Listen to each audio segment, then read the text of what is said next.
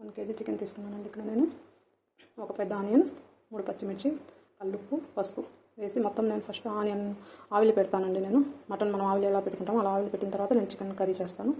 ఇది కుక్కర్లో మనం విజిల్ లేకుండానే ఓన్లీ మూత పెట్టేసి వాటర్ గిట్టర్ ఏం వేయాల్సిన అవసరం లేదండి దీనిలో, ఎందుకంటే ఆల్రెడీ చికెన్లో నుంచి వాటర్ వస్తాయి కాబట్టి. ఒక 10 minutes ఆర్ 15 minutes నేను ఇలా సిమ్లో పెట్టి ఉడికిస్తానండి. ఆ వాటర్ అంతా ఇంకిపోయిన తర్వాత నేను అప్పుడు కర్రీ ప్రాసెస్ స్టార్ట్ చేస్తాను.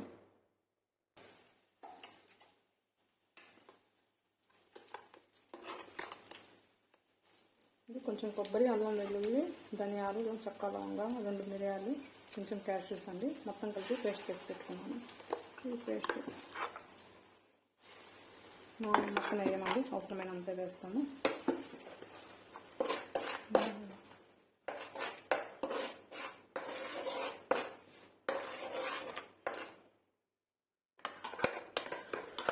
ఇది చికెన్కి మనకి గ్రేవీ కొంచెం కావాలన్నప్పుడు కొంచెం ఎక్కువ వేసుకోవాలండి.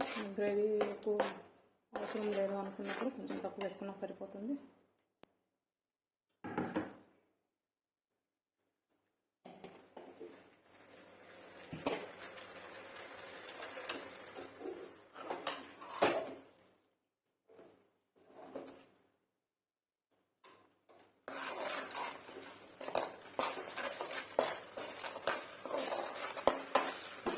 చిన్న ఉల్లిపాయ వేయించాలండి ఫస్ట్ ఆయిల్, తర్వాత కర్రీకి అవసరమైన పేస్ట్ రెడీ చేసి ఇది కూడా వేయించుకున్నామండి. కొంచెం 4 జీడిపప్పు పలుకులు, కొంచెం చిన్న కొబ్బరి ముక్క, 2 అంగుళాల అల్లం, ఒక చిన్న వెల్లుల్లి,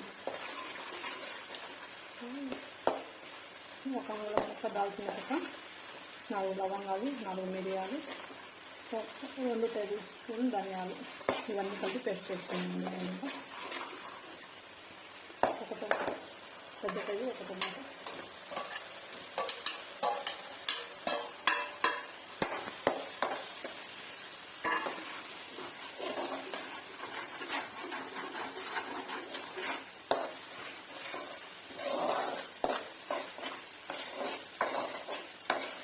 చికెన్ కర్రీ ఒకసారి ఇలా ట్రై చేయండి, చాలా బాగుంటుంది. ట్రై చేసి నాకు కామెంట్ చెప్పండి ఎలా ఉంది.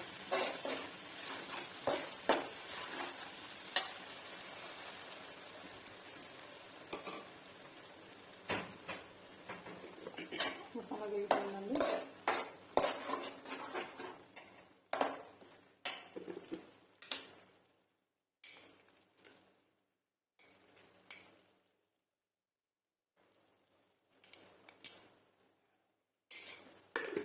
కావాలంటే మళ్ళీ మనం చూసి వేసుకోవచ్చండి, కావాలి ఎక్కువ వేసుకుంటున్నాను.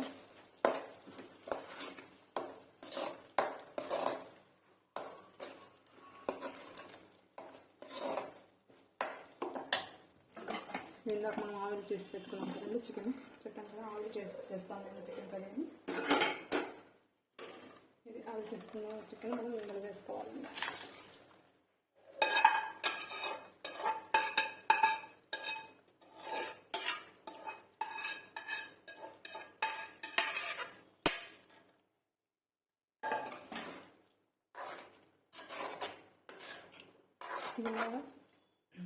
కల్లుప్పు, పసుపు,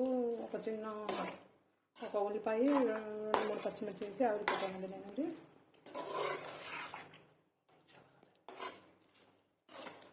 ఇది కొంచెం మనం వాటర్ వేసుకొని కర్రీకి ఉడకబెట్టేద్దాం.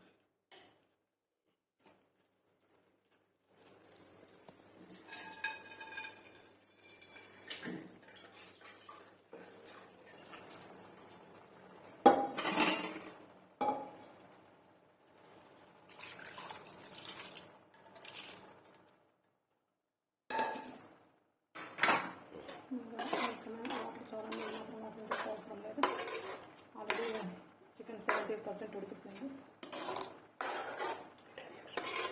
ఒక 10 minutesలో కర్రీ రెడీ అవుతుంది.